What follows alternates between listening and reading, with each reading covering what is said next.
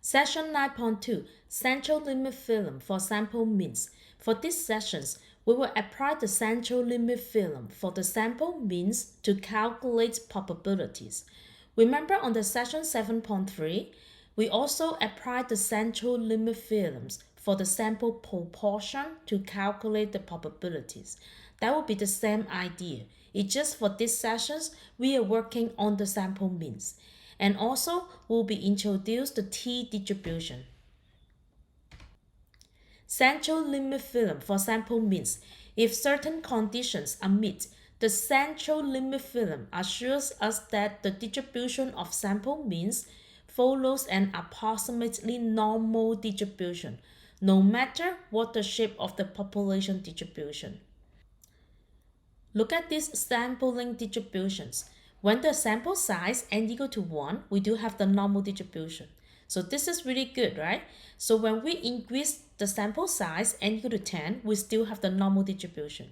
Even though we increase the sample size until 50, we still have the normal distribution, right? So this is really good. But when we have the sample size n equal to 1, we do have the uniform distribution. If we try to increase the sample size, it almost goes to the normal distribution, but not really, right? But if we increase the sample size until 50, we do have the normal distribution. Like this one, when you have the small sample size n equal to 1, we do have the U shape here. As we increase the sample size until 50, we also have the normal distribution. So the conclusion is, as the sample size increased, the distribution of sample means approach a normal distribution. So sample size, that will be one of the conditions we have to meet in order to use the central limit theorem. Okay, check the condition. First, random sample and independence. Large sample. Either the population distribution is normal or sample size is large. So usually we consider n equal to 25. So either, like this situation, originally population is normal. So we don't care about the sample size. Okay, even n equal to 1, we still have the normal distribution. But if the originally population is not normal, then we request the sample size equal to at least 25. Okay, to be safe, I would say n equal to 30 is better. So this is the second requirement. I highlight this one. Either the population distribution is normal. If we have this one here, we don't care about the sample size. Or the sample size is n equal to 25 or above. Number 3, big populations. If the sample is collected without replacement, then the population must be at least 10 times larger than the sample size, big population. So we do have this 3 requirement. After we fulfill this 3 requirement, then we can apply the central limit theorem.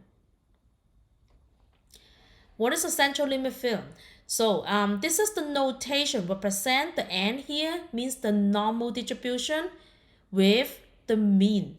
And this is going to be the standard deviation. Okay, standard deviation divided by square root of the sample size. The larger the sample size, the better the approximation. If the population is normal to begin with, then the sampling distribution is exactly a normal distribution, regardless of the sample size. So this one, talking about this picture again. If original population is normal, we don't care about the sample size. Okay?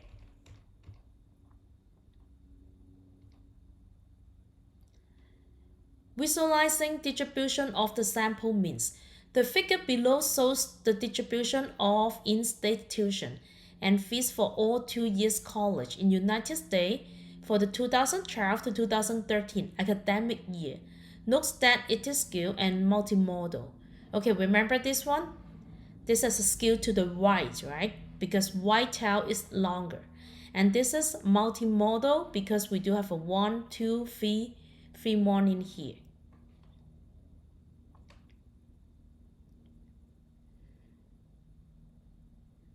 The figure below shows the distribution of the sample mean for sample size of 30 and size 90. So this is the n equal to 30. So when we reach to the sample size 25 or above, then it will become normal distribution, right? And this one, sample size increase until 90. So we do have the normal distribution as well.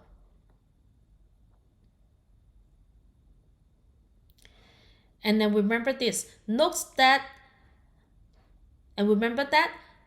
the shape of each is approximately normal and the standard error decrease as the sample size increase. Standard error is talking about this part here, right? If you increase the sample size, the standard error will be decreased. So you could see when we increase from 30 to 90, the standard error here will be decreased. Example 1, let's do the example together. According to data from the National Health and Nutrition Exam Survey, the mean weight of 10-year-old boys is 88.3 pounds, with a standard deviation of 2.06 pounds. Assume the distribution of weight is normal. A. Suppose we take a random sample of 30 boys from this population.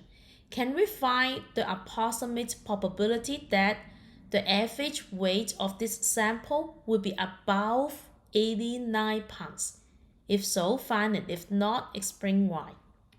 So first, we have to check if the conditions fulfill the central limit theorem.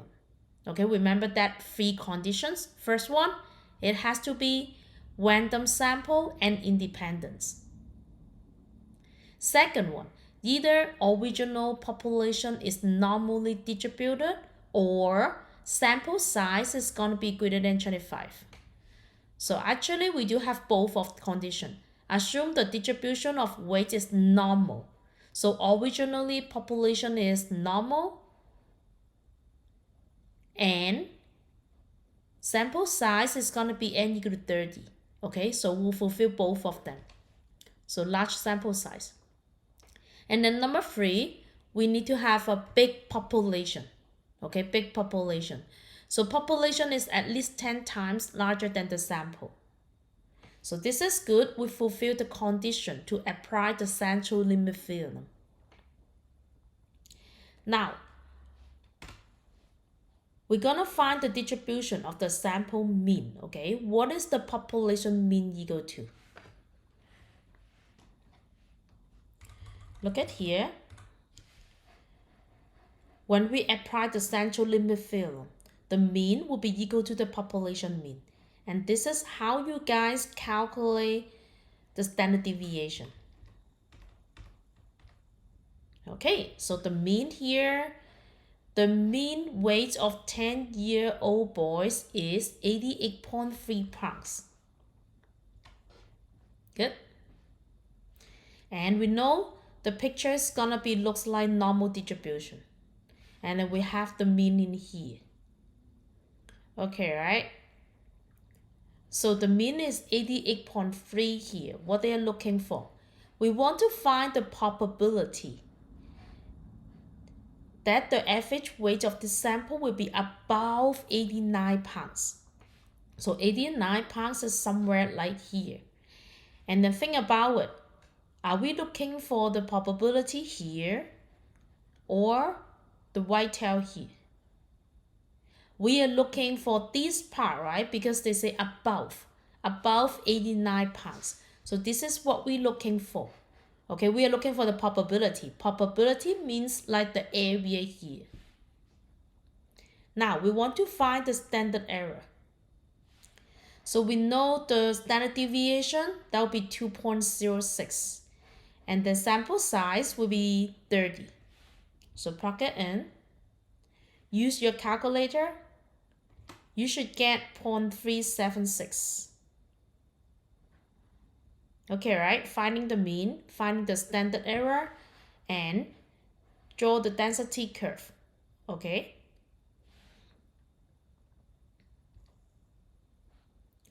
Now, we are looking for the probability that the x is going to be greater than 89 pounds.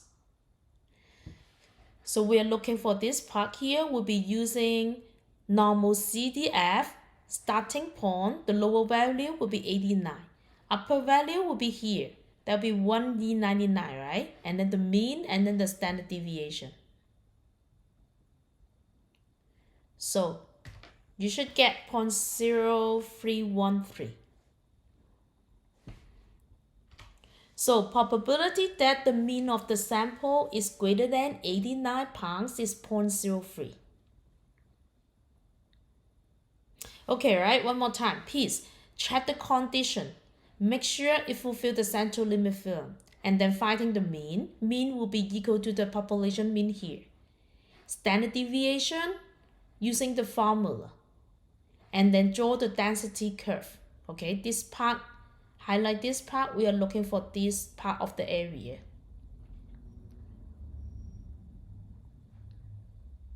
Okay, let's see. B. Suppose we take a random sample of 10 boys from this population.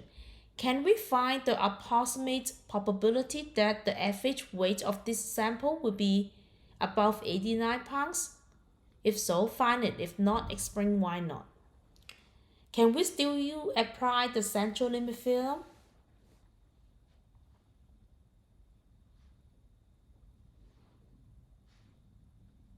Yes or no? The sample size n is equal to 10 here, right? Okay, let's look at the requirement for the central limit theorem. Number 2, either the population distribution is normal or sample size is going to be n equal to 25 or above. Okay, so right now we do have the sample size is n equal to 10.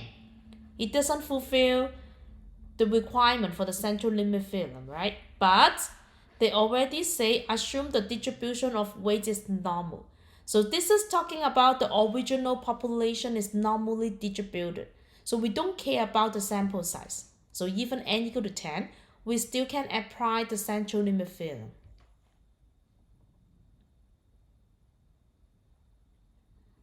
So we're gonna do the same thing. We have the mean. We draw the picture here.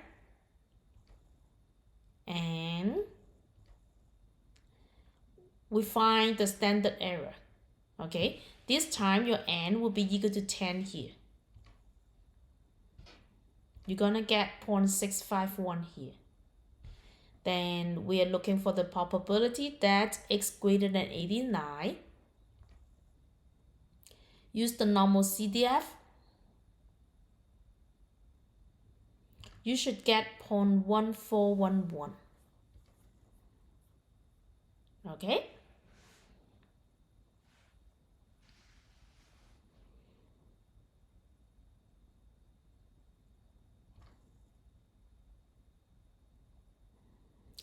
Okay, say, note that this probability is different than our answer to part A due to the larger standard error in the distribution of the sample size 10. Remember, when we increase the sample size, we'll be decrease the standard error. Okay, number 2. I want you guys try to do it by yourself.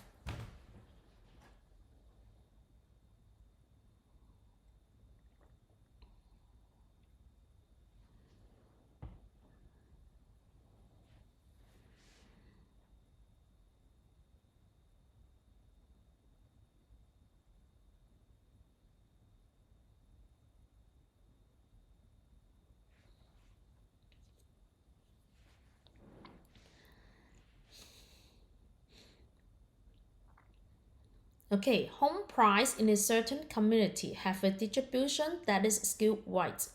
The mean of the home price is 498,000 with a standard deviation of 25,200. Suppose we take a random sample of 30 homes in this community. What is the probability that the mean of this sample is between 500,000 and 510,000? Okay, so we have the mean, we have the standard deviation, we have the sample size. And we are looking for the area. Probability means the area in between 500,000 to 510,000. So first one, we're gonna check if these questions fulfill the condition of central limit theorem.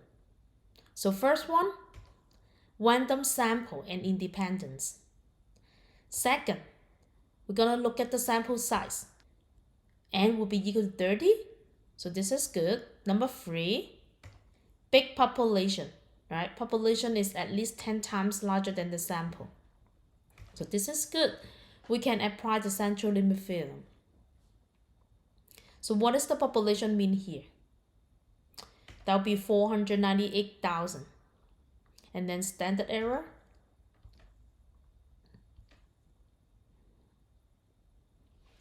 Plug it in here. Use your calculator. You're gonna get this guy. 4,600.87. That will be the standard error. Okay. So we want to find the area that's between 500,000 and 510,000. Okay, so there's area in between here.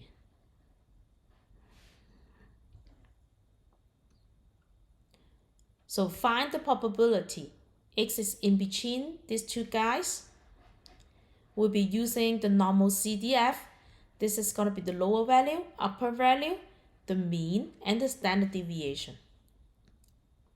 Use your calculator. You should get this one, 0.3273.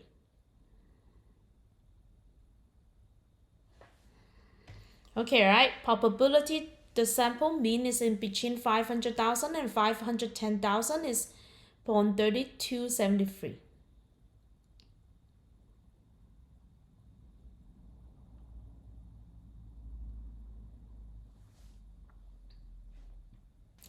B. Suppose we take a random sample of 10 homes in this community.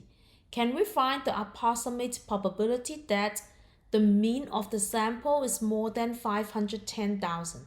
If so, find it. If not, explain why not. Okay, for this one, can we apply the central limit theorem? We do have the sample size is going to be 10. Okay, we read the question here. Do they mention about the original population is normally distributed? No, right? We never mention about it. So it doesn't fulfill the condition of the central limit theorem because sample size is less than 25 here. Okay. So we cannot find this probability.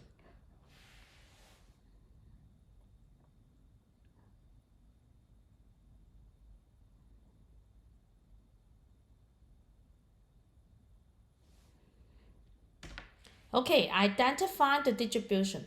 Below shows 3 distributions. One of these distributions is populations. The other 2 distributions are approximate sample distribution of the sample means, randomly sampled from the population. One of the sample size is 10 and the other of the sample size is 25. Match the graph with the correct distribution. Okay, so one of these distribution is population. And remember, by the central limit theorem say that the sample means should be normal distribution. So this is a normal distribution. This is a normal distribution. So I'm pretty sure this guy is going to be the population. And then one of the sample size is 10 and the other sample size is going to be 25. So think about it. Which one, A and C? Which one is 10? Which one is going to be 25? Remember, when we increase the sample size, the standard error will be decreased. So obviously, the part A, the standard error, is greater than the part C of the standard error. So I believe A here, sample size is going to be 10. C here, sample size is going to be 25.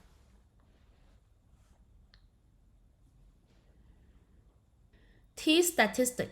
Hypothesis test and the confidence interval for estimating and testing the mean are based on the statistic called T statistic.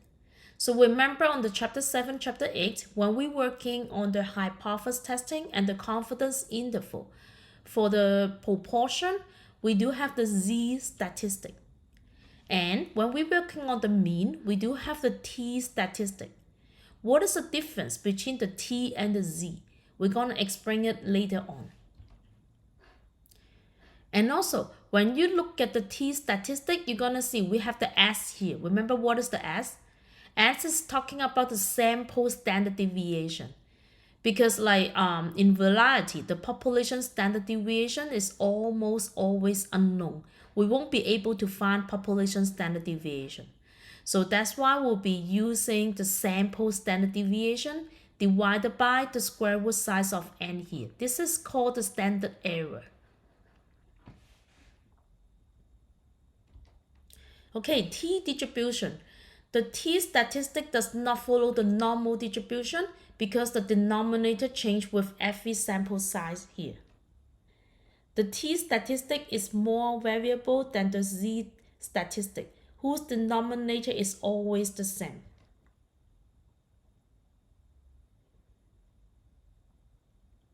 If the three conditions of using central limit theorem hold, the t statistic follows a distribution called the t distribution. Okay, let me talk about what is the t distribution. Let me cover this slide first. T distribution is always symmetric and a bell shape. Has a thicker tails than the normal distribution. The shape depends on the degree of freedom. If the degree of freedom is small, then the tails are thick. Has the degree of freedom increased, the tails are get thinner. Okay, so let me explain this part. When we're working on the proportion,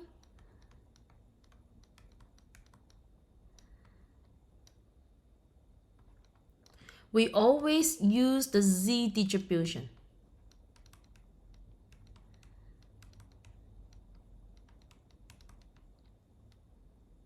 We also call the z distribution will be the normal distribution.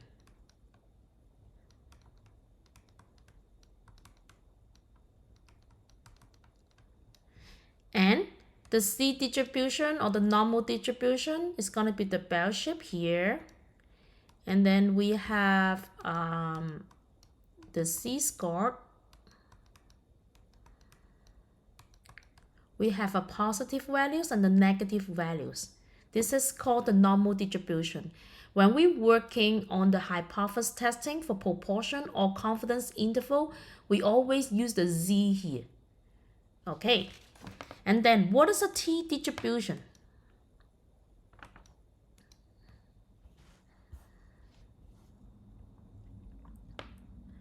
When we're working on the means, confidence interval for the means or hypothesis testing for the mean, we'll be using the t distribution. T distribution is pretty similar. We do have the positive value and then we have the negative values. The difference between the t distribution and the normal distribution is we do have the one called degree of freedom. And how you find the degree of freedom is going to be n minus 1. It depends on your sample size in here. Okay, when you have a different sample size, the shape of the t distributions is going to be act differently. And this picture, they only compare with the t distribution and the z distribution. Okay, this is called degree of freedom is going to be equal to 1. Okay, 1 is the sample size is really small. So the graph is going to be looks like this one. But when you increase the sample size in here, it means you're going to be increasing the degrees of freedom here. So if you increase the n, the sample size, you also increase the degree of freedom, then the t distribution will be approximately really close to the normal distribution. Let me show you another picture here. Okay, look at this picture. The standard normal. Standard normal means the z distribution. They'll be using the black line here. Okay, the black line here. That will be the z distribution. And then the student t distribution, first it is symmetric just like the z distribution. It is more spread out than the standard normal distribution. So you could see the tail is going to be going up here. And then if we increase the number of the degrees of freedom, then the student's curve becomes closer to the standard normal curve. So you could see the brown one here. This is talking about the degree of freedom is equal to 1. If you increase the sample size, it means you increase the degree of freedom. This is like 4 degrees of freedom, become the blue one. Okay? So when you have the degree of freedom equal to 10, then that will be the red line in here. That will be really, really close to the standard normal. So if we have the degree of freedom is gonna be about 30, that will be really, really close to the standard normal distribution. So when we're working on the mean, we'll be using the t distribution instead of using the z distribution. Okay, so one more time, z distribution, t distribution, they are symmetric. They do have a positive and negative values. The t distribution, the shapes depends on the degree of freedom. If you increase the sample size, means you increase the degrees of freedom, then the curve is gonna be approaching to the normal distribution. That's it.